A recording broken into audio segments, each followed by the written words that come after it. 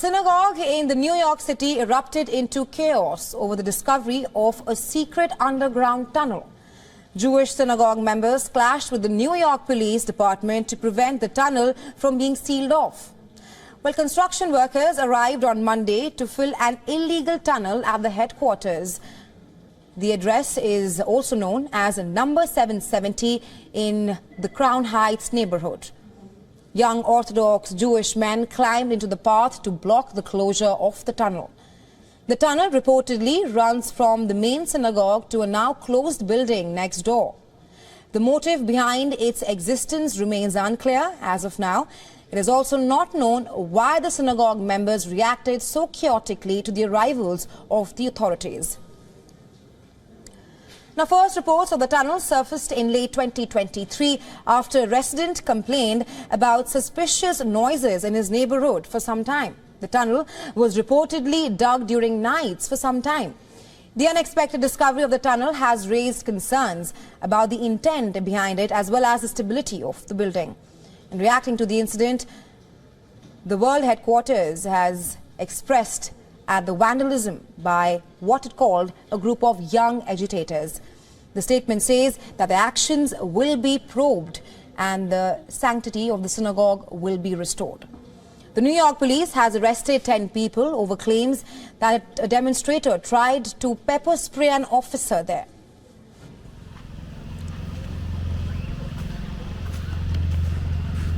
So yeah, funny how things have a way of revealing themselves, isn't it?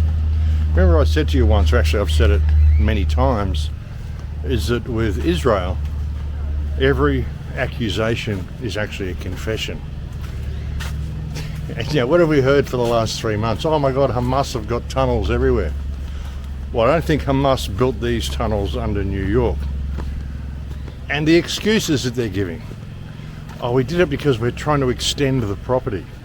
Extend the property by building underground tunnels leading to mitzvahs, like bathhouses. And we know how prolific child rape is among the Jewish community. There's a lot of it. There was a report that came out back in 2013 that a lot of people have been touching on. I wasn't aware of it until it got sent to me, but I think a few people have touched on it, where it basically talks about a child rape assembly line. How this goes on, and it's been going on for ages and decades and forever. And that they rape a lot of children, mainly boys, and well over 50% of the Jewish community does this. Well over 50% of boys are raped. Well over 50%. How much is that? What, 60%, 70%, 80%, 90%? Just not 100%. Wouldn't surprise me if it was. But this article came out like in 2013 that talked about all this. And you've got to wonder just how prolific this is throughout the Jewish community. But finding these tunnels under New York, and really bizarre, folks, it's so difficult to find out what's going on with them. I mean, they found them actually in December last year. They found these tunnels. They didn't do anything about it, and how we even know about it now is because apparently the police arrived a couple of days ago with a concrete truck to fill them all in. And that's when everything happened. A riot ensued in the Chabad headquarters, and this is Chabad headquarters in New York. This is like world headquarters of the Chabad Lubavitch movement. You know, and this is just another, denomination of Judaism.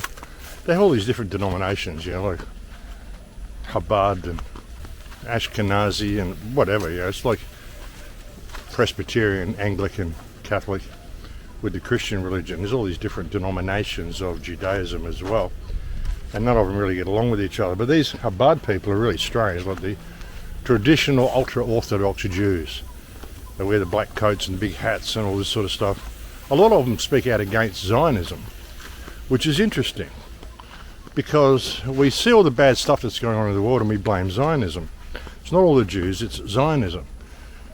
And of course it's not all the Jews. I mean, there's still a lot of Jews that speak out against this.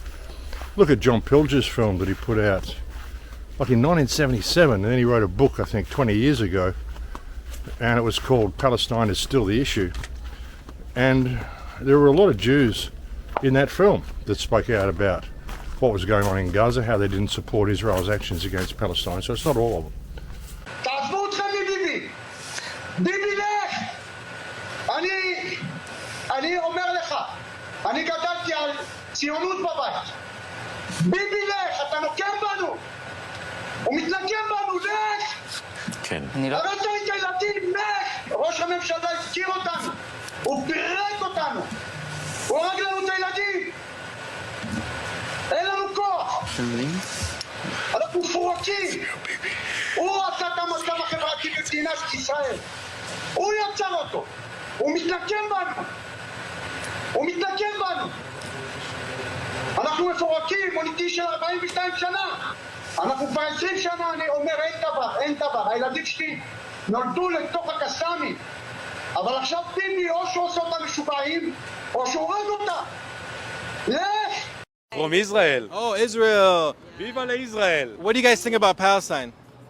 Palestine, it's good. Palestine's It's good? Yeah, Okay. why We're not? good with them. Okay. Just, All want the them people to in have. all the world, it's good. Yeah, Okay. we want them to have a country, and we will have our country, and Citizens peace, want peace, peace. and love. Yeah. Okay. We want peace for the children. Yeah. You understand? Yeah. For a good life, for everybody. Even It the doesn't matter Palestine and the Israel. Your religion, your country, it doesn't matter. You must to be a good man, and Yeah. peace is good for all the world. So how do you get them to stop killing people? People dying. That's Kill because the of the worst people politics. and then have the peace. politics is the. This is crazy, you know. We love each other. The people love. I'm from Lebanon. Ah, Lebanon is Yeah. good. I like it. Just the politics.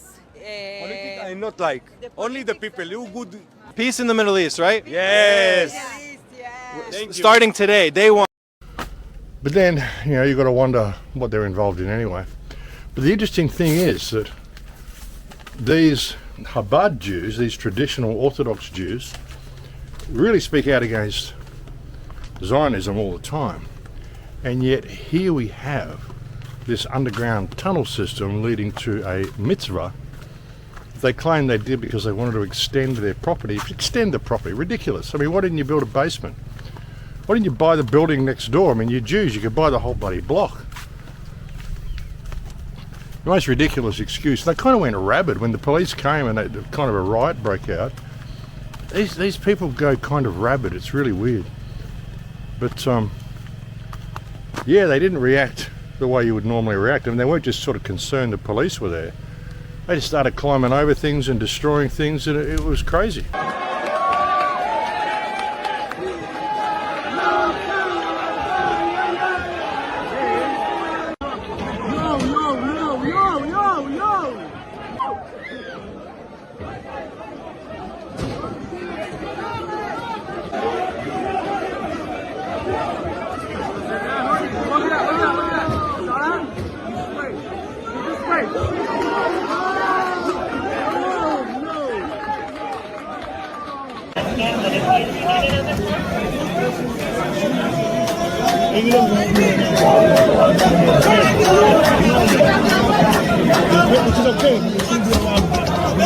Not gonna help. They try to.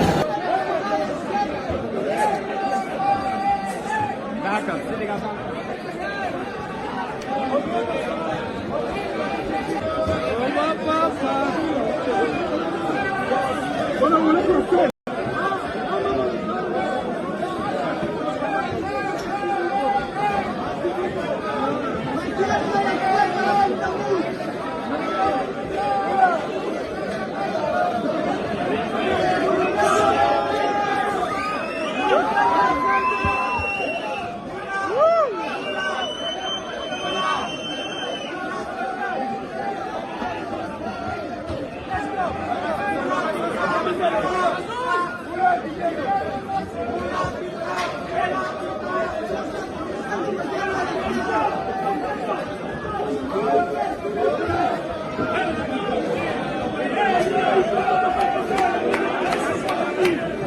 Yeah, it's like they kind of feel that they're above everybody else and they can just do this shit, and the police have got no right to be there and blah blah blah. Apparently there were 10 arrests and stuff. But some of the stuff that they found in these tunnels: stained mattresses, high chairs, lots of children looking stuff down below there. High chairs, car seats, you know, baby car seats, tunnels going off in all sorts of directions. I mean, crazy stuff. Really crazy stuff. And like I said, these are traditional Jews. They're always speaking out against Zionism, and yet this is what they're doing in their spare time. That's a little disturbing. So how is Zionism the problem and not Judaism? It's an issue. I mean, when you see these people who've been speaking out for Palestine and speaking out against Zionism, well, they've got a secret tunnel network below New York. Pretty crazy shit, folks. But like I said, they found this in December last year, and the only reason we know about it now is because they went there to destroy it. Why did they want to destroy it? What's going on there? Why didn't they want to investigate what's going on there? There's palm tree. Palm tree is kind of bizarre, folks. Everything's bent at weird angles since the hurricane. Everything looks a little bit strange. But yeah, why did they want to fill it in so quickly? Why didn't they want to investigate what's going on there? I mean, wouldn't you want to do that? They just went there with a concrete truck to fill it in. Wouldn't you want to go and see where the tunnels lead? See what's down there? I mean, isn't this a crime scene? Even if it's a crime scene as much as it's against the law to build illegal tunnels, it's against the law to build tunnels that aren't approved by the council or whatever. I mean, I'm sure you're not allowed to just dig tunnels around the place. So, isn't this a crime scene? Why are they so quick to destroy it? There's a lot of weird stuff going on. I mean, remember I told you a couple of weeks ago that 2024 is going to be a crazy year. Things are going to go dystopian to the next level. And look what we've seen just in the first... I mean, we're only 10 days into the year. We've seen this whole tunnel system exposed. Aliens in the mall in Miami, we're told. What was that all about? You know, some weird event happened in a mall in Miami. We get a couple of really suspect, shady-looking pictures of what we're supposed to believe are 8 to 10 foot tall aliens.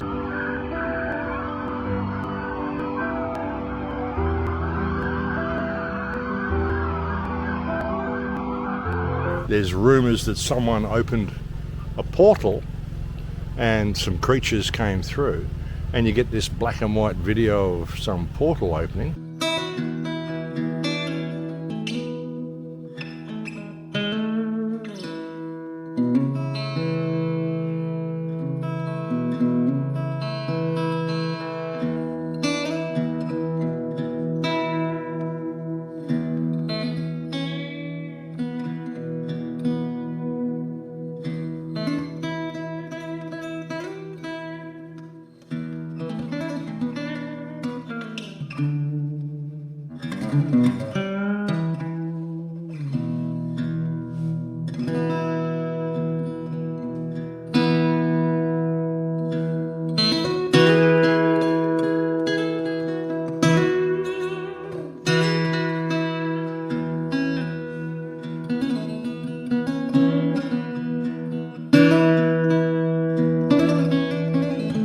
Don't know how true it is, of course. Very strange stuff.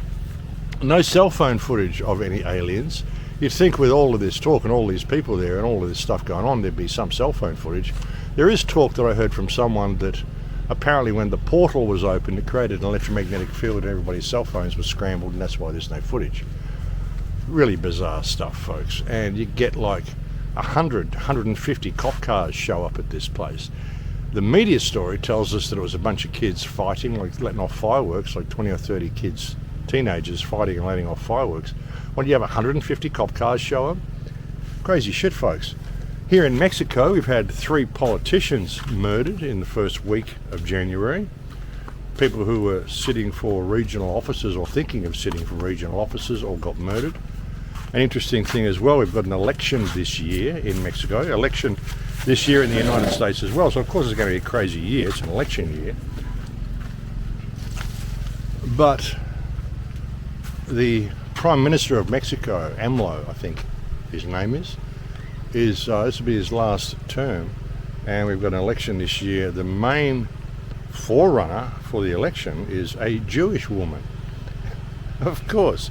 A Jewish woman being elected as president of Mexico. Yeah, that makes perfect sense, doesn't it? Right while all these underground tunnels are being revealed, aliens are showing up in Miami, if you believe that. 3 guys get murdered in the first week of January in 2024 here in Mexico, 3 politicians. It's just crazy, folks. Also in Australia, crazy stuff in Australia, floods and fires and all sorts of shit. All of the old area where I live in Australia is all flooded out and people are in a terrible state down there. I think I mentioned to you on my last video that my landlord hasn't had electricity for a week. He's had no internet for 2 months at the house I used to live in Australia. Crazy stuff. We still don't have a phone line on at my house here in Mexico either, but we're hopefully getting that worked on this week. You never know, this week's almost over, so I'll believe it when I see it. But something else in Australia, I got a report from a friend that there's been some weird stuff going on in Papua New Guinea. New laws have been brought in Papua New Guinea whereby you won't be charging people who smash stuff up, basically, with what's been going on in the United States. You know, I've shown you videos, and I'm sure you've seen them yourself, of people just going into stores and just trashing the stores. Well, they're able to do this in Papua New Guinea now as well. Cops aren't picking people up if they smash shit up. And there's been some sort of and that's in Port Moresby in Papua New Guinea, and there's been some sort of a military deal, arrangement, contract, treaty signed with the Australian government and the government of Papua New Guinea that was just signed like last week. And then these laws come in where you're able to trash everything.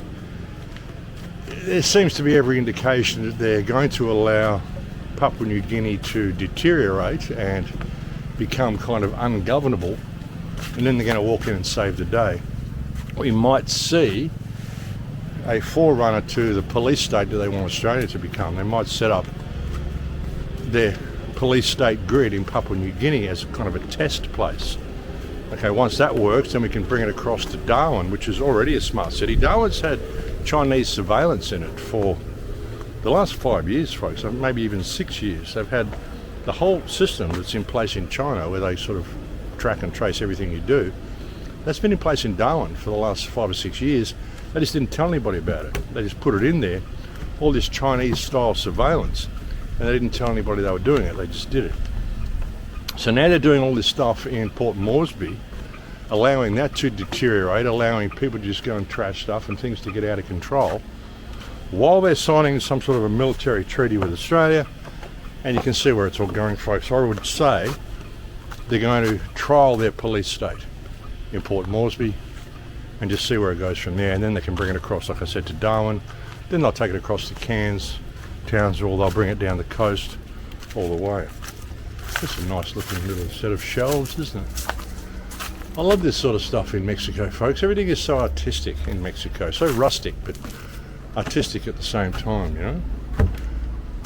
Interesting little structure here. Interesting set of shelves. Look nice in the house, that one. But yeah, so crazy stuff. Really, really crazy week. And these tunnels in New York, it shows you what we're dealing with these people, folks. Got to get these people out of control of society. I mean, we really do. You can understand why these people got kicked out of 109 countries 1,030 times. All the shit that they've done and all the shit they continue to do. And then they play victim whenever they do it. Like what's going on in Gaza, which is still ongoing. And I don't want to get stuck on Gaza because it's just still ongoing. And it's going to go on for another year, folks.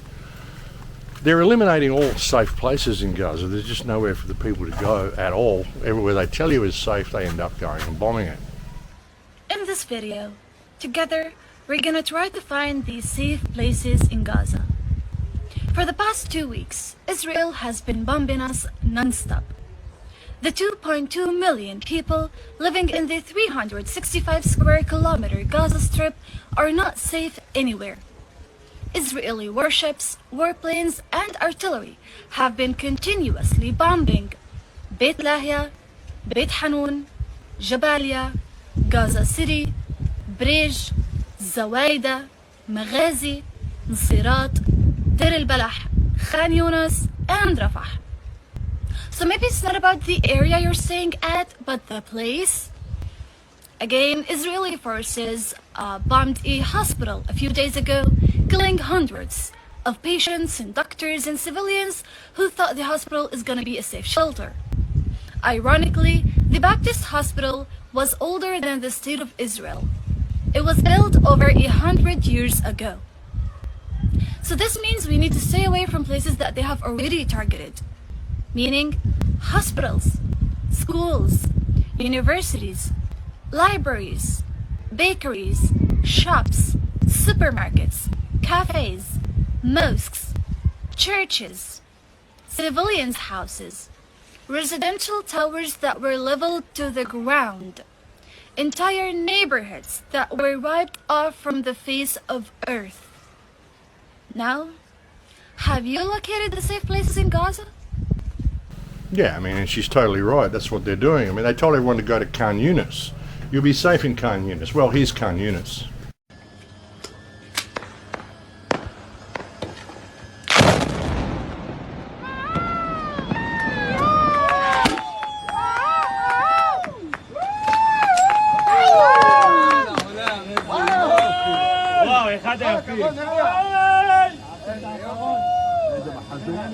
הנה על שורת נחתו איזה שמח, זה מרהיב. אחי, תמיד יש לי את הפחד הקטן הזה, שיעוף את זה. הם יורים עוד. חדל לי, חדל. כמה פסטולים? אני לא עושה את המצניח הזה. זה זמן טוב לפסטול. Yeah, and the place is trashed. The place is just completely trashed. There's broken and demolished buildings everywhere. And they're destroying every building. I mean, I've said before, they intend to level the whole place. What they're going along, when they find a place like this neighbourhood that's completely trashed, they go along there, they put charges in all the buildings, and they just blow the whole neighbourhood up. קיבלנו משימה, גדחן קומנדו, פלוגה ג', לכו תחריבו את כפר המחבלים, חריבת אחזה, לקצוח לאנוס. אנחנו בשמחה בשם עם ישראל, להשמיד את הכפר של הנאצים מחשיבם, ועבדנו שבועיים, עבדנו קשה, שהבטח את כל הכפר, עבדנו במשימה, בכבוד, בגאווה, בשם כל עם ישראל. זכות ענקית, תראו את כל ההרס, תראו מה עושים, איזה מטורף. פלוגה ג' גדחן קומנדו 8219 לכולם. תודה. Yeah, under the guise of destroying Hamas tunnels. They do this, they blow these neighbourhoods up like that, and they say, oh, we've just destroyed a tunnel network. No, you haven't. You've just put charges through houses and you've blown a whole neighbourhood up because that's what you intend to do. That's why the war is going to take a year, because they're going through and they're levelling everything from the north to the south. While they keep telling people to go south and claiming they're bringing aid trucks in and all the shit they're doing, they're not. The people in Gaza are starving, folks. Oh, we're bringing aid trucks in, but Hamas is hijacking them all. No, it's bullshit. Everything they're telling you is bullshit. We're going to keep doing it until they let the hostages go. I guarantee there's no hostages left. They bombed them all, if they were there at all to begin with. There was some picture that came out the other day, showed 6 women or 8 women or something. Oh, these are all trapped by Hamas. We've got pictures of them. They sent us photos. Why would Hamas send you photos like this? It just works against them. Find out one of these women was photographed partying about 2 weeks ago. So she's not a hostage at all. These probably aren't even hostages. These are just people from the IDF that they've sat down and done little make-up jobs on. And they're faking the whole thing, you know. Hostages and all this sort of bullshit. They're not faking the killing, not faking the destruction, but they're faking all the claims of Hamas terrorism, because it isn't true. And you're not going to defeat it by killing all of Hamas anyway, because Hamas isn't a group of people. Hamas is an ideology. It's an ideology that seeks to end the occupation, which is the reason for all this stuff happening.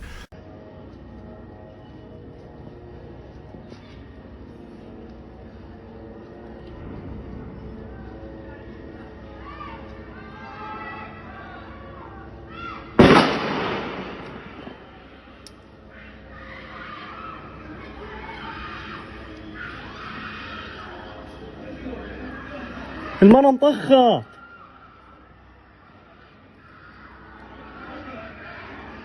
I mean, Israel can claim that Hamas attacked Israel on October 7th all they want. No, it was a response. I think the whole thing was staged. I think Israel definitely had a hand in what happened. But Hamas has never attacked Israel. Israel has been attacking Palestine for the last 75 years. They're an occupying force. People don't attack an occupying force. They defend against an occupying force. And Gaza, which I've said many times, 75% of the population are under the age of 17. They don't have an army. They don't have an air force. They don't have bombs. They don't have tanks. They don't have rockets. They don't have any of this shit. So it's not a war. It's a genocide. It's ethnic cleansing, and it's just going on and on and on.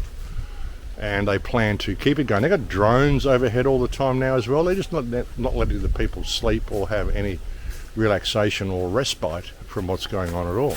Well, they don't have any peace at all, the people in Gaza, folks. Yes, the drones are so close. The sound is annoying. I don't know if you are hearing the sounds, right? Yes, it is annoying. Can you imagine that we sleep and wake up with this sound? Can no one destroy the drones? No. Because it's not one drone. A lot of drones, and they are not that close, you know. And it's dangerous. I mean, can you just stand in front a killer, a serial killer, carrying a gun, and try to throw him with a stone? You can't, because the gun will kill you and your stone. Right? So no one can do anything for these drones. We just say hi, please. Oh my God. We are in a nightmare, wallahi, we are in a nightmare. These drones do not stop day and night. Yeah, they don't have any peace at all, folks, the people in Gaza. This is psychological terrorism. And just making sure they can't sleep. It's just constant drone sounds above them. I mean, I was in Gaza in 2012 and it wasn't that bad. The drones were not overhead all the time. I mean, there were drones, there were missile strikes while I was there were random bombings while I was there. Yeah, Israel warplane would just fly over and drop a bomb at a house just for the sake of it. They sounded really wild, these bombs, when they went off as well. Like some of the rockets they send in there have got a really particularly eerie sound as they fly in. And I heard a lot of that while I was there. I had 3 or 4 nights there were bombing raids. I was there for 10 days. And it's a complicated issue, folks. But like I said, I don't want to dwell on Gaza. But there's been so much stuff going on. And like I said, we're only 10 days into the new year. Of course, a lot of it, I suppose, is to detract from the whole Epstein client list, which has come out, which again is theatre, because it doesn't matter, all these names are on this list. You're not going to see any of them arrested. They'll probably hound after Prince Andrew and a couple of more well-known people, maybe Kevin Spacey or something like that. But most of it isn't going to mean anything. A lot of the names were redacted anyway. We're not going to see Hillary Clinton go down. We're not going to see Bill Clinton go down. We're not going to see any of the major players get arrested and go down. And a lot of it is just a distraction. I mean, they're just hitting us with everything they can, all at the one time. You know, the Epstein client list, the war in Gaza, the war in Ukraine, aliens in the mall, the tunnel system below New York. And I question again why that took until now for us to hear about it. If they discovered it in December, what made them go in there now and decide to fill it in? And why would they want to fill it in? Why wouldn't they simply go in there and investigate what's going on? I mean, there's some pretty bizarre evidence in there, folks. Like I said, high chairs, some of the stuff that they have found in there, it definitely looks like there's been children go through there. And apparently they were hiding the dirt. They were constructing the tunnels and pulling the dirt out and hiding the dirt. That's kind of bizarre, folks. Let's say, what do they call it? The galactic butterfly, that sign. That's actually the In Lakesh handshake, if you can see how that works. That's the In Lakesh handshake. Maybe I'll show it to you one day when I've got another hand here and I can shake it and show you. But it's interesting, it's a Mayan symbol that they've got on the wall there. But all this stuff they've been bombarding us with, I mean, it's going to be a crazy year, folks. It's going to be a really, really crazy year. Perhaps this is the year we will see a worldwide awakening. Perhaps this is the year we will get to take the world back. Because they're failing. They're failing miserably, folks. There was even a speaker at the World Economic Forum the other day who's basically saying, look, all the leaders are on board. We've done really well in getting all the world leaders on board, but the level of compliance from the people is at an all-time low, and we might be winning with the leaders, but we're failing with the people. The good news is the elite across the world trust each other more and more, so we can come together and design and do beautiful things together. The bad news is that in every single country they were polling, the majority of people trusted that elite less. So we can lead, but if people aren't following, we're not going to get to where we want to go. Apparently Macron has gone from France as well, folks. He's not in power anymore. They've got a new openly gay prime minister in France. Just what you want. So they're really hitting us with everything, folks, everything that they can. And like I said, this child rape assembly line is kind of bizarre. Remember as well, there was a chop shop. This was back, I think in 2019. They found a chop shop in Phoenix, Arizona, body parts. So it's a biology center or something. And it's ended up being a chop shop. I mean, it's like a Frankenstein studio. They found all sorts of weird shit in there. All sorts of weird body parts and heads sewn onto bodies and all sorts of really bizarre stuff going on in this place in Phoenix, Arizona. First at 10, it's been more than 5 years since ABC 15 first exposed a scandal involving a body donation business in Phoenix. A place known as the Biological Resource Center, and a place with one promise. Connects those who wish to donate their body to science with medical research and education facilities. Turns out the donation was just the beginning.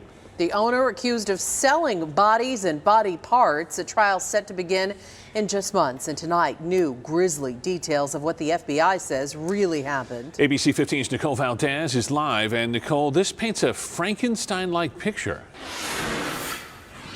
Yeah, it really does. Katie and Steve, closed for years. This building off 24th Street and University doesn't look like much, but according to new claims in these court documents, the Biological Resource Center was essentially running a chop shop for human body parts, mixing, matching, and selling them in ways we'd never heard of until tonight. Described as unsettling, but it sounds a whole lot worse. One FBI agent revealing what it was really like inside the Phoenix body donation facility. In 2014, he saw everything from buckets of heads, arms, and legs to coolers filled with severed penises when the FBI raided the building. Confused and angry. We thought this was going to be doing some good. He even spotted a smaller head sewn onto a larger torso in a, quote, Frankenstein manner. Body parts piled on top of each other inside Biological Resource Center, where families donated their loved ones for medical research. And you've got to kind of wonder whether that's related to any of this stuff as well. I mean, I think it's all related, to be honest, folks. But looking at what they want to do with Gaza, as I said, I did a couple of interviews recently. I've got another one tomorrow, so you're going to be getting a few video clips this week, folks. But as I said in an interview recently, I wouldn't be surprised if they intend to crash Israel through this. One of the goals, I think, is to destroy Israel. You know, we've really got a lot of people seeing Israel for what it is now. There's been so much stuff come out, even those videos I've had of those kids saying how great it is killing Palestinians, and I want to kill more of them, and they all need to die, and the babies are a target, and the women are a target, and children are a target. A little boy holding a chocolate bar is a target, because soon he'll be holding a Kalashnikov. Which kind of makes sense, because they're going to continue the occupation, and as I said, Hamas is not a group really, it's an ideology. But with everything that's going on, I mean, the world is totally up in arms against Israel. You even got South Africa now going and charging them with war crimes. They're going to go in the International Criminal Court and try to have Israel charged with war crimes. Of course, Israel's saying it's all based on nothing. You know, the United States is saying it's all based on nothing. even while you can see clearly they're ethnically cleansing all of Gaza Strip, you know, and killing so many people and levelling buildings, all of this is ethnic cleansing. Like I showed you on the last report, knocking down the monument of Arafat in West Bank, this is ethnic cleansing. You're destroying the culture of the country. Ethnic cleansing takes many forms. But like I said, I think they're planning on hanging Israel out to dry. We've seen everything that's been going on in Ukraine. I mean, this has all been about depopulation and money laundering, and depopulation on every level, both males and females. I've shown you videos of females at the front, terrified, all excited that they're going to the front, and then they're there and they're terrified, and then you see video of them dead in ditches, you know. So depopulation, I think a lot of Jews are going to be moving to Ukraine, and they might even end up seeing a Palestinian state formed because of this. I mean, I think this has been one of the goals all along, is to, you know, get a Palestinian state formed. And you might see this happen because the world's going to be outraged at what Israel's done. So you might even see the formation of a Palestinian state. And then we've got the Ben Gurion Canal. A lot of people have been saying, why aren't you talking about this? Well, I have actually talked about it before, folks, the Ben Gurion Canal, which has been designed to replace the Suez Canal. Now, the Suez Canal is a huge source of income for Egypt. A lot of trade goes through the Suez Canal. If Suez Canal closes down, big trouble in the world trade. But if Israel can open the Ben Gurion Canal, that will actually be a slightly shorter route than going through the Suez, so trade will happen quicker, and Israel will get to control that trade. It doesn't really control what goes through the Suez. It will get to take funding away from Egypt, impoverish them a little bit more, and it will funnel trade through Israel, through Palestine. It's speculation that this goes through the north of Gaza Strip. The Gazette map for it actually shows it going just above Gaza Strip, so it doesn't look like it's actually going to go through Gaza. But it would be an important port for the new Belt and Road initiative that Israel is going to be involved in with China.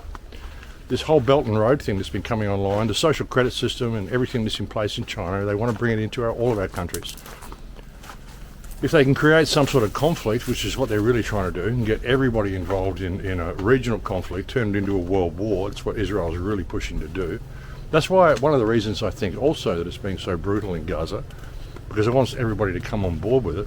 It wants the Arab world to stand up and protect the people of Palestine, which will create a world war situation, because you get Russia and China involved, and America, and then Australia and England, and everybody's going to jump in, and it's going to be East against West. And they've wanted to do this for quite a while. But it wouldn't surprise me if Israel loses face completely through this. I mean, it's never going to get the support that it once had. It can't play the Holocaust card anymore. Can't play the anti-Semitic card anymore. Can't play any of these cards anymore. You can't call anti-Semitism and complain about the Holocaust in World War II when you're actually holocausting the people of Gaza yourself right now. They're doing worse than the Nazis ever did, and I don't even believe the official story of World War II anyway, so let's not even talk about that. But you're going to find a lot of them moving to Ukraine.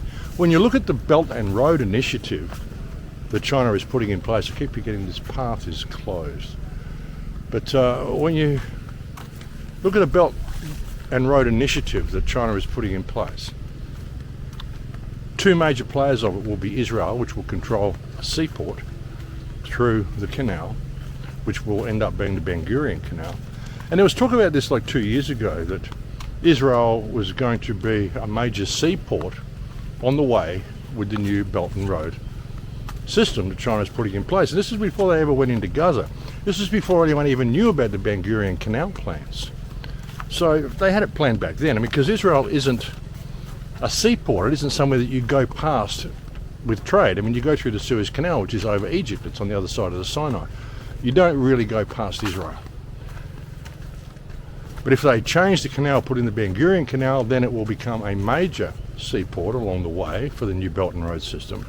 And a lot of it's going to come through Ukraine, which is a major producer of food, especially grains. So you've had a lot of people leave Israel and go to Ukraine already. They're depopulating Ukraine. Zelensky's a Jew, and he's already offered them a safe haven, you know. They got to do all this shit and make it look believable to people, folks. That's why they do it the way they do. Looks like it was just this natural series of events that happened. No one was ever planning any of this. It's just the way it all happened because Russia invaded Ukraine and because Hamas invaded Israel. And this is just how it all ended up working out. It's all planned, folks. It's all staged. It's all theatre. The whole lot of it is theatre. They don't mind how many people they kill and how much land and property they destroy to get their objective through. But it's all theatrics. Most of it is theatrics. And that isn't to say that people aren't dying and Gaza isn't being destroyed, but it's still being done in such a way to tug on the heartstrings of the people. There's an owl carved into this offshoot of Bohemian Grove, eh, folks? Or maybe they just like owls. Interesting little carving. I like seeing carvings like this, like just in a random log and something carved into it like that. It's great, very creative. Something I love about Mexico, folks. They find an old log and they carve it into something beautiful, you know. But anyway, if you get Israel in charge of what was once Ukraine and it becomes a new Jewish empire, and you've got Israel in charge of the seaport, well, you can see where all this is leading. You can see why they'd be doing things the way they're doing it, folks. And you might find that the world is so outraged by what Israel has done to the Palestinians that a Palestinian state is formed and there's just a small Israeli seaport on the side. You never know, folks. You never know. I mean, if they can continue portraying the Palestinians as terrorists, maybe it won't. But I think a lot of people are waking up to the fact that they're not. They're not terrorists. You know, everything Israel's been telling us is a lie, and I think that this exposing of the tunnel system might help that along a little bit. You know, like I said, everything with Israel is a projection. Freudian projection is what it is, folks. Every accusation is a confession with Israel. And it always has been. That's just the way it works with these people. Their whole claim that this tunnel system exists under Gaza, it was built by Hamas. We've already had, who was it, Edward Barak, say, no, we built the tunnels under Al-Shifa Hospital. It's already known for many years that they have in the bunkers that originally was built by Israeli constructors underneath Shifa, several tunnels part of the system. Several others are under other hospitals or in other sensitive places. Well, when you say it was built by Israeli engineers, did you misspeak? No, decades ago we were running the place. So we held them. It was decades, many decades ago, probably 4 decades ago, that we helped them to build these bunkers in order to enable more space for the operation of the hospital within the very limited size of this compound. And yeah, I wonder how many tunnels they built. Was it just under Al-Shifa Hospital? I mean, don't forget, Israel was in charge of Gaza Strip for a long time. From 1948 up to 2005, Israel occupied Gaza the same way it occupies West Bank. They built all the tunnel systems. I mean, they could have achieved a lot in that time, folks. From 1948 to 2005, this is a long time. You could build all sorts of stuff in there. And the fact that they've got all these tunnels there, it provides a perfect excuse they need to level Gaza. Saying we're going to relocate everyone, we're going to negotiate with the Arab countries so that they will take Palestinian refugees. Because we have to do that because they don't want to take any Palestinian refugees because they're all terrorists. It's not true, folks. They don't want to take any Palestinian refugees because they don't want to assist Israel in relocating people out of their rightful lands. And the Palestinians don't want to become refugees. They want to live on their land, you know. Of course, they're not allowed to because they're not allowed to defend itself. Israel has a right to defend itself, but of course, nobody else does. Funny how that works, folks. As you can see, things are coming along here in the secret garden. It's definitely coming along. It's still a lot of work to do, but it's definitely coming along. And that's a good thing to see. But yeah, I think it's going to be a pretty short report today, folks. Like I said, I've done a couple of interviews this week already. I've got another one tomorrow. I haven't got much on my list because I've already spoken about a lot of it in the interviews that I did. Something I spoke about with the interview with Mary Ann was And something that she brought to my attention, because I was talking about how I feel like we keep coming back and living the same life, and I think this is what deja vu is all about. She pointed out to me that deja vu is actually one of the side effects of the Pfizer vaccine. Isn't that remarkable, folks, that they would have that listed as a side effect of a vaccine? See, I was saying that deja vu is kind of showing you that you've done this before. You keep coming back, you keep going through the same path. You're not changing things, you're not changing your life, you're not changing what's in your heart. We're coming back and we're living the same life, we're doing the same shit, messing up the same places that we always do. We end up coming back and repeating the exercise because we don't learn. I think every life that we come here, we have the ability to actually leave the realm. We have the ability to get out and escape. And I also believe, well, I would suggest, I don't believe, but I would suggest, as I've said many times, that we are all part of a single consciousness, the mind of God, if you will. We are all simply projected into this realm. So if one person finds their way through, there's a good chance we could free everybody else as well. Well, perhaps that's what some of us have already done. Perhaps we've found the way through. And then we come back here to try to bring that message to people so that they can find their way out as well. Being ultimately, it's going to be a personal soul choice, I would suggest. It's hard to figure it all out, but it's remarkable that deja vu happens. And as I said on that interview with Marianne, when everything was stolen from me, and when I look at my life, I mean, I put myself in a position for all that shit to happen. I put myself in a position where I could fuck up completely and I could lose everything that I own and marry the wrong woman, all sorts of stuff. How are you, brother? Good, man. How are you? I'm good. I'm just doing a video. Oh, nice. I can see. Wonderful. I can say to my homies watching your video. You can. I have my homies in Canada. What's up? Good to see you, bud. You too, brother. Cheers. See all sorts of people coming to work on the place, folks. It's really good. A lot of people are coming together to try to repair this place. But what was I talking about? That's right. I mean, I put myself in a position. I married the wrong woman. I did everything wrong, really, when I look at my life, up to when I was about maybe 40 years old. I was a train wreck. My life was a train wreck in so many ways. I had so many opportunities to do things right, and I just didn't. I fucked up, all the time.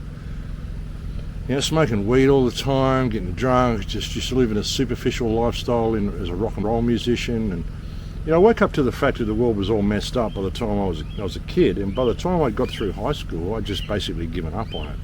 And I thought, no, this is ridiculous. I'm just going to get stoned and join rock bands and live on the outside of society and watch the freak show. It wasn't until 9/11 happened that I actually thought, this is serious. Maybe I need to actually step up and do something about it. And then I shifted onto another path. When all that happened and I lost all of my possessions, I mean, looking back on it, I can blame my wife, I can blame all the people that discarded me and stole from me and did all sorts of terrible things, but ultimately I had the sort of personality, I think, that attracted that. I attracted those problems. And I often wonder whether, you talk about the triune being and, all sorts of different soul connections and, your soul body, your spirit body, different higher versions of yourself. I think a lot of those higher versions of myself put myself into a position where I would fuck up completely, so I'd have no choice but to step onto this path. And when I stepped onto this path and started, I started speaking out and making videos and trying to change the world, using the knowledge that I'd gathered through life for something positive, rather than just, for many years it was just like a spy novel. It was knowing that there was this secret society behind everything, that everything was fake and everything was a fraud, and there was this whole control mechanism behind it that people couldn't see. It's kind of exciting to look at all this stuff, go down these conspiratorial rabbit holes, and you'll find people that just watch InfoWars religiously. This is where they're trapped into this type of reality. But when I actually applied myself to it and started speaking out and started trying to do something positive to change the world, my life changed. And everything I'd done in my life up to that point gave me the skills to do what I'm doing now, like public speaking. I can get up on the stage in front of 2,000 or 3,000 people. I don't have any problem at all getting up there and speaking to them. Most people would get very nervous. A lot of people would anyway. A lot of people fear public speaking more than anything. But I had, since I was like 16 or 17, been involved in rock and roll bands. So I'd been on hundreds of stages, thousands of stages, in front of thousands of people. I had no problem at all being in front of a crowd. I mean, you know, you get nervous to begin with, but after you've done it for a few years, it just becomes second nature to do this stuff. So, and then I joined the game clan because my wife wouldn't let me see my son, so the only way I could associate with him and play with him was to join a game clan. We'd both log onto our computers and we'd play games together. You know, and that taught me Photoshop, it taught me video editing, it taught all sorts of stuff to me. And I gathered all of these life skills along the way that I thought were completely unrelated. But then once I gathered everything that I needed to do what I'm doing now, the universe took everything away from me, and the only option I had left, apart from suicide, was to step onto this path and start speaking about what I know and sharing my knowledge with people. When I did that, all my deja vus stopped. I haven't had a deja vu since that time, since I made that decision and I stepped onto what I would suggest is my true path. It took me a long time to get there. I guess, you know, and even through all of it, I look at it all, I look at some of the suffering I had when I was a kid, you know. I had a terrible childhood, I had terribly bad things happen to me when I was a kid. Through my adult life, I lost everything I own a couple of times, had everything stolen once, and then my wife stole everything a second time. A lot of bad stuff happened to me, but when I look at it, I don't regret any of it. I'm glad it all happened to me because all of it is what made me who and what I am today. And I'm pretty happy with who I am today. I think I'm a good person. And I've never done any of this for profit or you know, I've never done any fundraisers. I've never monetized any of my accounts. I've always just trusted that Spirit will guide me. And if I'm doing the right thing, Spirit will look after me. And it's worked out. It's been that way. I mean, I haven't become rich out of it, but you know, I've always got enough just to get by. And that's really all I need, is just to be able to get by. So when I look at all this, it's kind of all been for a purpose. And like I said, I haven't had any deja vu since then. So I think there's really something to this whole concept that we've done this before. We go through these lives over and over again until we get it right. And I find it interesting that there is deja vu mentioned as a side effect to the Pfizer jab. You know, I've said it before that I think a lot of the people here aren't real people. They're already in the mainframe. Their souls were captured and put on a circuit board, and now they're just signals being projected out to biological avatars. It's like Westworld. People don't realise that they're not human. And that's why you can't wake so many of them up. Which doesn't mean you should love them any less, and doesn't mean they can't be saved either.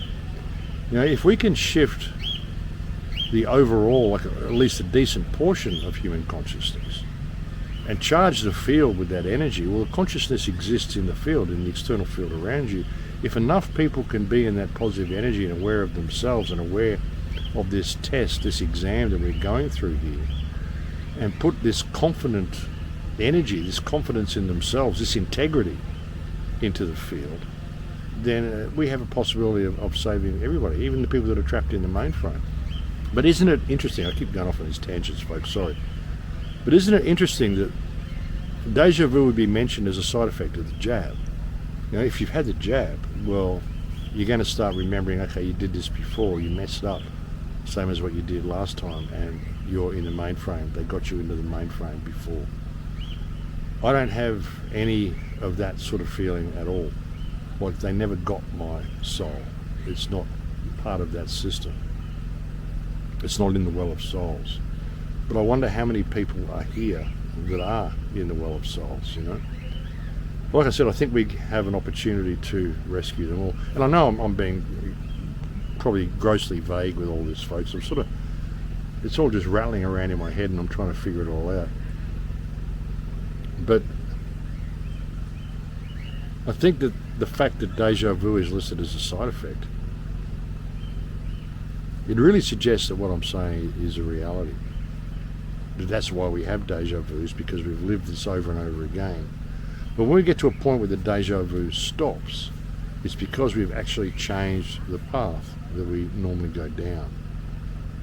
Personally, I don't think, no matter how many lives I've lived, I think my soul and my consciousness is too resilient to have ever taken the jab in any other lives But I mean, it doesn't say I wasn't killed off, like everybody was killed off, and you know, we just keep coming back because it's a collective. It's a collective consciousness, and if we haven't worked that out, well, we're going to come back, we're going to walk into the light or whatever. Yeah, personally, I don't even think that if your soul is awakened enough, you'll even have to make the choice not to walk into the light. I think that if you can wake yourself up enough and you can get connected enough and you can be spiritually aware enough and leave this realm with your soul intact, you might even just go back directly to source. And I think some of us do that, and I think some of us choose to come back here to try to save the rest of humanity, because, like I said, even those that are trapped in the mainframe can be saved. All we have to do is see the system for what it is and stop complying with our own slavery, stop complying with authority, or what we perceive to be authority. It's really people that have no authority, we should give no authority to, who've all abdicated their privilege to govern. And it's going to get worse and worse and worse until we stand up for ourselves and call things out for what they are. So I think there's a lot of that in there as well. And I'm probably babbling and rambling and raving. I'm not really quite sure what I'm saying, because I'm just kind of running all through this in my head. But I think we're going to see some sort of a major outcome before the end of this year. I mean, 2025 next year, folks. 2025. That's been a foreboding year for a long time. And the next big one will be 2030 after that. And the next big one will be 2040. I wonder if I'll still be around for that one. It would be nice to be around. I'd like to see the end of the film, you know?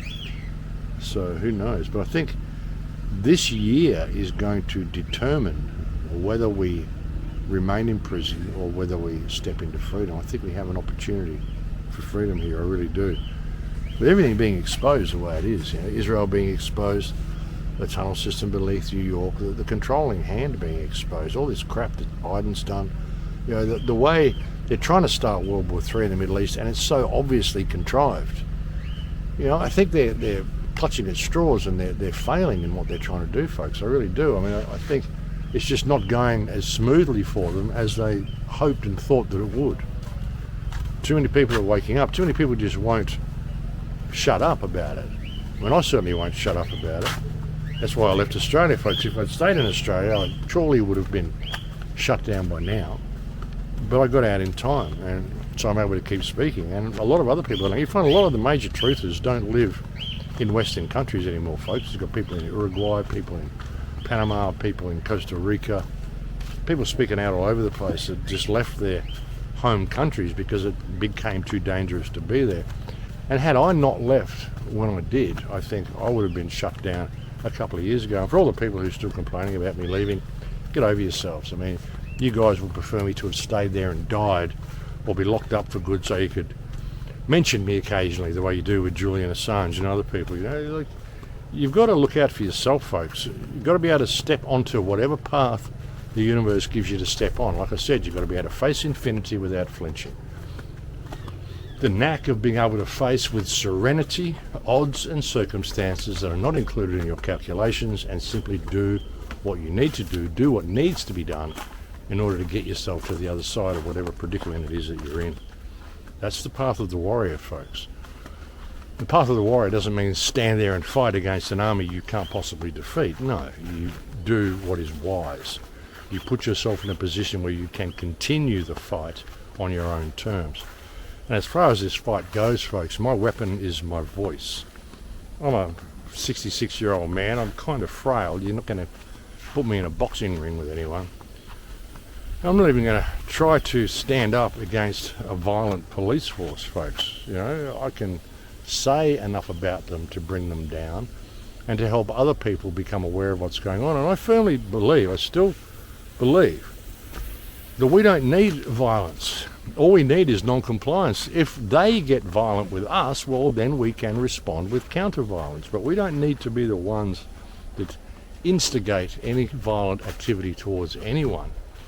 All you've got to do is call things out for what they are. I mean, all the governments are invalid. They've rendered themselves invalid. Every crime on earth comes from government because of legislation they write which outlaws so many things.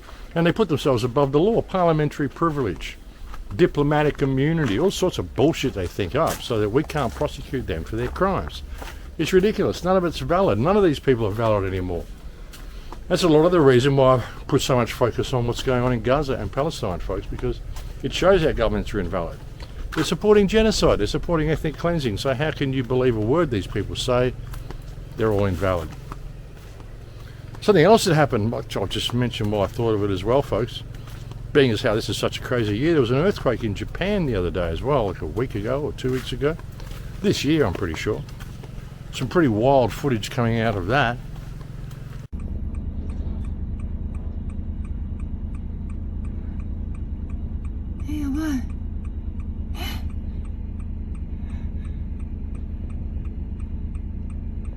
Sort of looked like the earth was breathing there. Bizarre stuff, folks. So what a year. And we're 10 days into 2024 and all of this stuff has happened.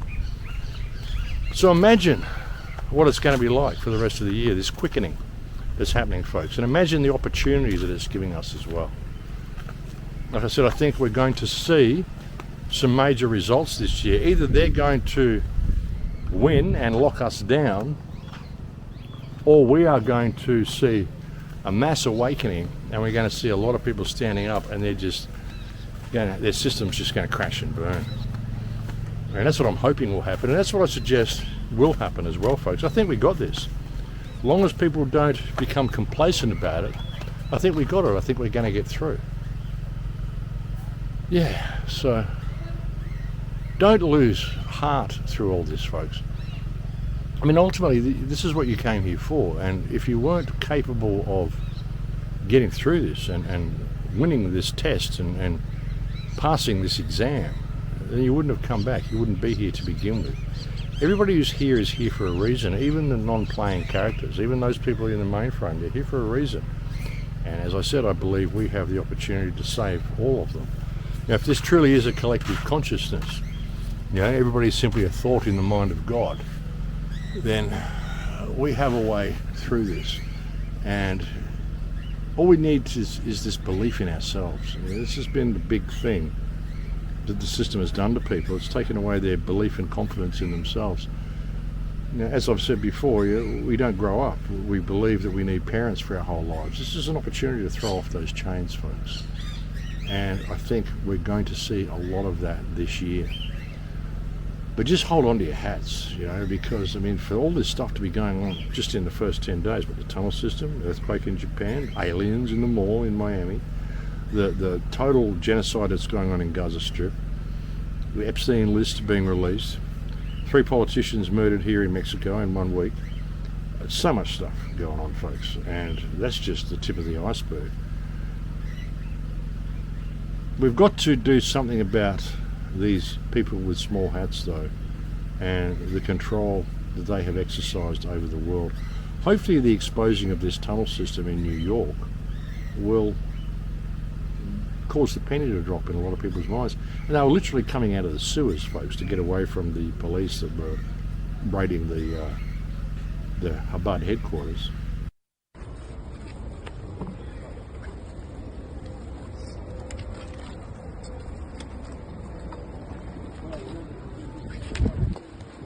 Yeah, coming out of the sewers, folks, underneath the paper stand, like a drain underneath a paper stand. It's got to move the paper stand and get into the tunnel system that way.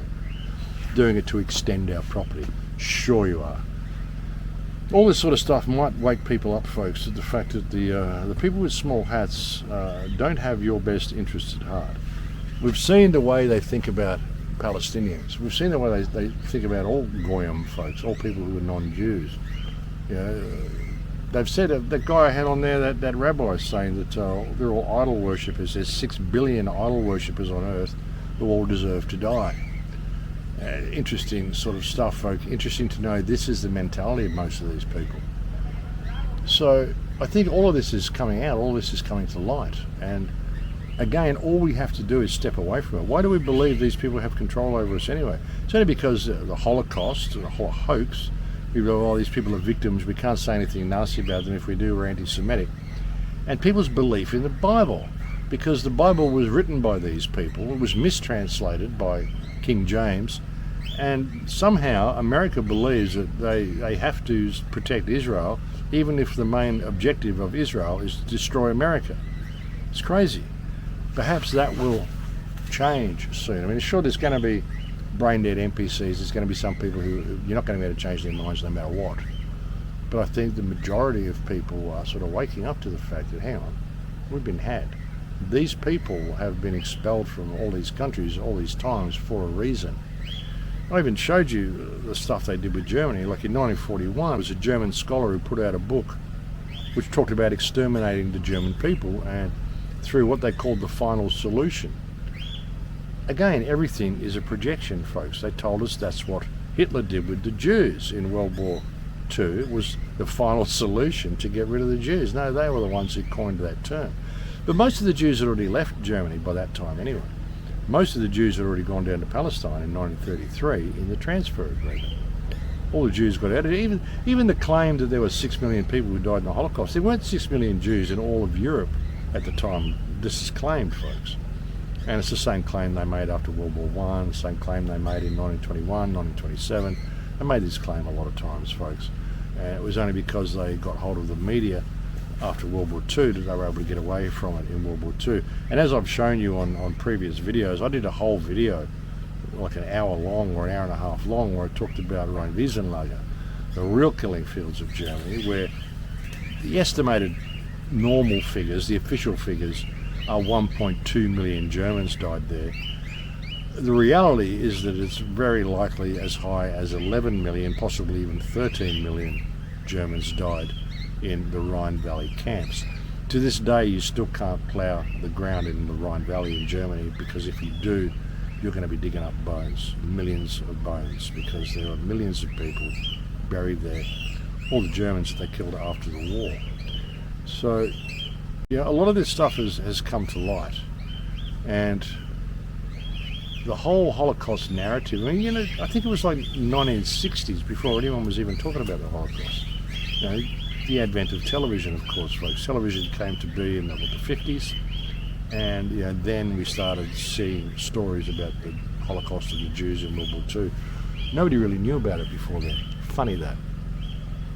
And there was no evidence. You know, they say, oh, we discovered all this stuff, you know, after the war. No, it's ridiculous. There's actually a really good book by a guy called Nick Kolostrom, and it's called Breaking the Spell. If you want to break the spell of the Holocaust over your mind or over your parents' mind or someone you know, buy them this book, Breaking the Spell. It shows how the whole Holocaust narrative is basically the triumph of propaganda and media spin over science and forensic evidence. And it's a very good book. Nick Kolostrom, he was a university professor in England. He lost his tenure because the way it all happened, I mean, they sent him some plaster or something, and they just asked him to please analyse this plaster. And he said, well, it contains Zyklon D, and it contains typical levels, normal levels for delousing. And where's it come from? And they said, well, this comes from Auschwitz. And he went, oh, I didn't know that, you know. But because he'd said that, it was just typical levels for delousing, suddenly he lost his tenure, because he was supposed to say, oh no, this contains concentrated this and concentrated that, and this is proof of the Holocaust. They gave him the test to do without even telling him where it came from. Just tell me the levels of Zyklon D in this plaster, because it leaves a blue stain. And that's what he said, and he lost his tenure because of it, and he couldn't figure out why. What, you're sacking me from my job that I've had here for years and years, simply because I analysed this plaster and didn't give you the results that you wanted? And then he started looking into the Holocaust, and then he wrote his book, Breaking the Spell. You know? And if they hadn't sacked him, if they'd simply told him, you know, what they were doing, well, maybe they would have got the answer that they wanted. But because they sacked him, he went through and started really investigating it, and then he wrote that book and tried to get the message out to the world. So yeah, it's a small book, folks. I recommend that you go and get it. You'll probably find it on Amazon or whatever. And no, I'm not getting any kickbacks from this, and Nick hasn't contacted me and asked me to promote his book. I haven't actually spoken to him for years. I was going to have him on an interview him like 10 years ago, and I still haven't. So yeah, maybe not 10 years ago, but probably 8 years ago. Hey, puss cat. A ginger cat here. Come to say hello. Look at this little guy. He's a little scared, doesn't know me. Okay, we've got a ginger cat at home as well. Got 3 cats at home at the moment, folks. But anyway, getting off topic. But you go check out Breaking the Spell. And I think that's about all I've got to say. I wanted to try to keep this short, and it's already come up to almost an hour, so I'll probably get going, folks. Again, this is where Acapulco is going to be held, and do come to Acapulco this year. We're still trying to work out if we can open some sort of a bar, some sort of a place where people can come and hang out after the event. We'll probably get something happening. It won't be what it was last year. I'm not going to be running it, so I'm actually going to have time to talk to people this year. I was exhausted and run down and quite unwell for the whole conference last year, folks. Just too run down, I think. Just too much stuff going on, too much stuff on my mind, and just not enough hours in the day. I wasn't sleeping. Been having a real trouble sleeping again lately. They put up a new 5G tower near my house. I haven't slept well for 2 weeks since they put this tower in, so it's kind of crazy. But yeah, do come to Acapulco if you're thinking of it. Again, you can use my last name Igan as a coupon, and you're going to get yourself a 10% discount on your Acapulco ticket. The shape of this bamboo, folks, from this hurricane. It's just crazy, really, what's going on in all of Acapulco.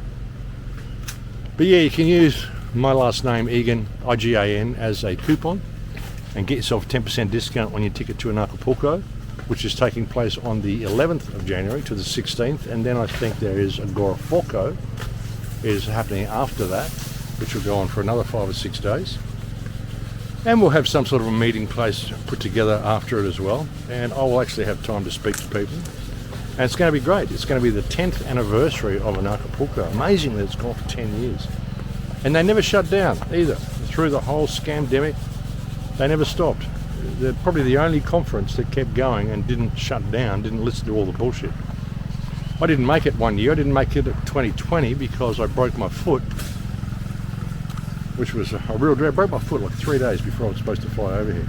I'm thinking, oh, I'll come over with a broken foot, I'll be good. No, you're not. It doesn't work that way. But yeah, but I'm here now, and I'll look forward to seeing you if you come as well. People should start arriving about the beginning of February. There's plenty of accommodation in town as well.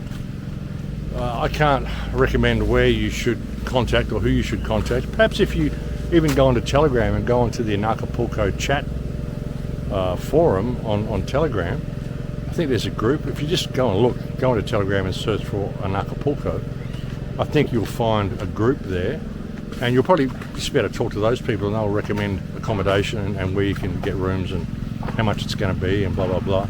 You might even be able to get people, you can find share houses or whatever, you know. That'd be a good thing. I like just rent a house for 2 weeks and get 4 or 5 people to come in it with you. You get your own bedroom and you know, get a cheap place for a couple of weeks. That could be a way to do it as well. But I'm sure there's going to be plenty of accommodation around, folks, so I wouldn't worry about that. And it's going to be a good event. They're really working hard to fix this place up, and as you can see, like, all sorts of people are chipping in. That was Vadim that came and said hello before. He's from Europe. He was here for the event last year. He was very helpful at the bar that I was at. He'd come in and sweep the floor sometimes in the morning and stuff like that. Lovely guy. But it's going to be a great event, folks, so do come along for that. Again, thank you to anybody who's ever made a contribution to the website. You people are the only thing that keeps me going. I could use a bit of help this month too, folks, if anyone can afford to chip in. And thank you to anybody who's ever sent me a kind email. As you can see, I'm actually responding to some interview requests now as well. I've had so many people request interviews over the last year, and so many of them I haven't even responded to. I've got like 30 or 40 things pinned in my Hotmail box.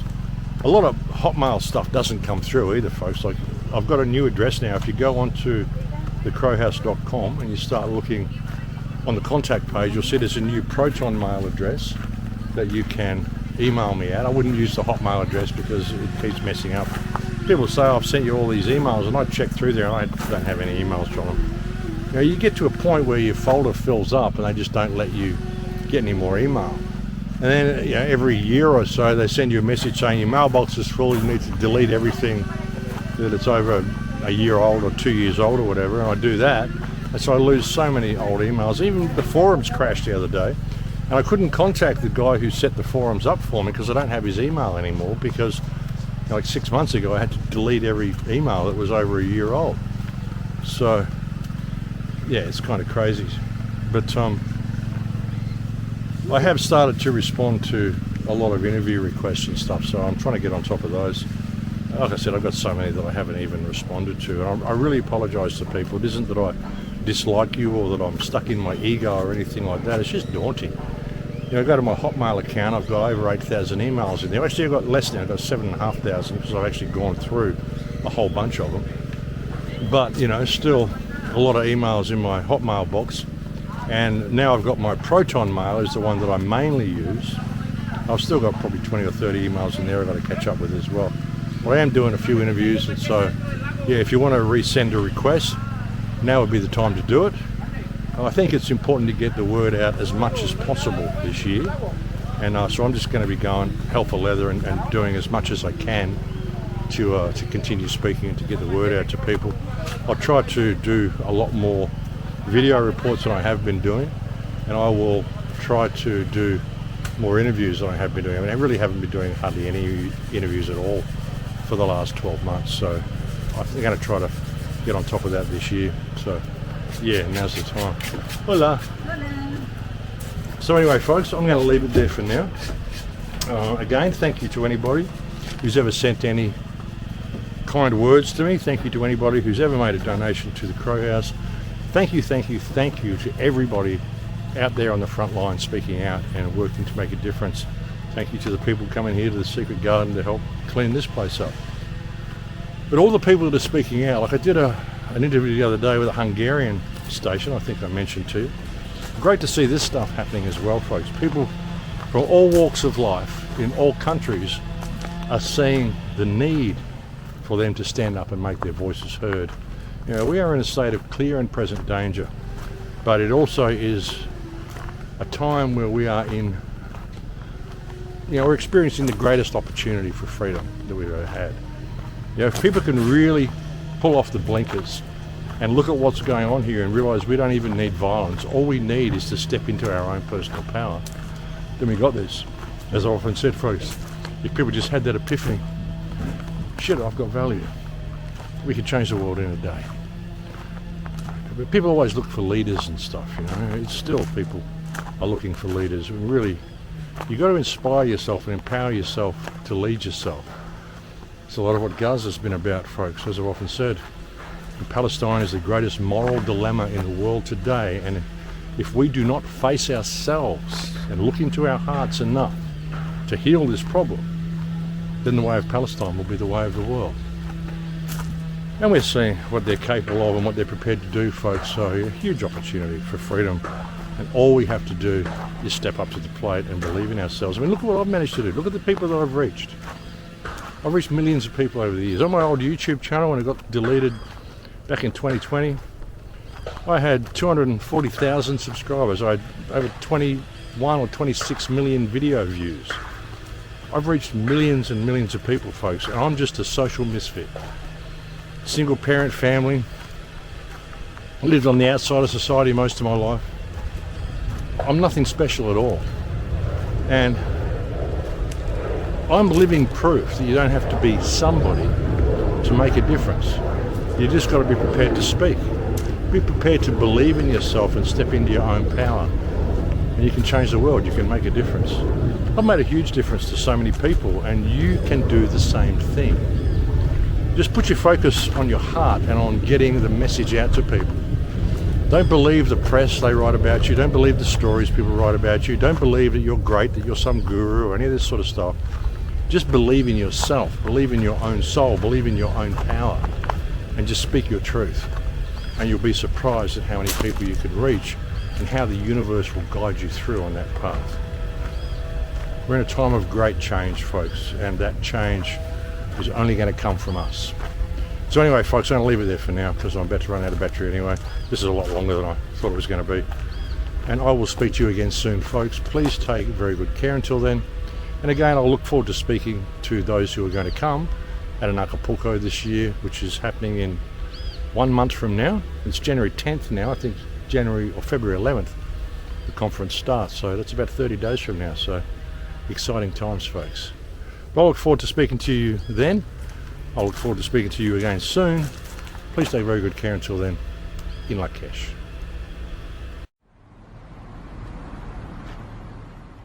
Hello, nice to meet you. Do you live here? Yes. With your family? No, I live alone. Sorry, who? Oh, that's even easier. This is my house. What? Sorry, my English is not very good. Is this Bath? Yes. See? Is Bath a Roman city? I see. You're joking. It's a lovely joke. Because you're Italian, you think that you own this place because... No, there is no joke. The Romans occupied England in the 5th century, so anyone of Roman descent has an historic claim to this land. Now leave, my family is waiting outside. Oh my God, you're serious? Yes, my god Jupiter proclaimed it. So now pack up and peace off, pretty boy. Your English sounds pretty good to me. Listen. You can't just turn up to someone's house, evict them, and then move in because you think you're the descendants of someone who lived here thousands of years ago. You know that's ridiculous, right? It's pretty wild, isn't it? Yeah. Die, guys! Come in! Anti-Jupiterite.